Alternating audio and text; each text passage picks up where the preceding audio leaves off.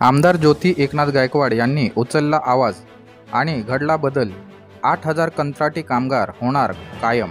मी 2 वेळा deep क्लीनचे drive घेतले।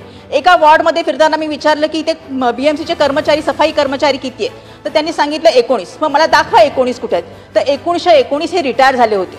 आपल्या मुंबईमध्ये 4500 सफाई कामगार रिटायर झाले, त्याची पदं रिक्त आहेत। लोकांना नोकऱ्या पाहिजेत, पण ह्या जागेवर तुम्ही नोकरी का देत नाही हा मी प्रश्न विचारते। आणि तुम्ही ते सरकारीकरण किंवा खाजगीकरण करताय, ते खाजगीकरण थांबावं आणि लोकांना सरकारी नोकरी द्यावा ही मी अपेक्षा करते।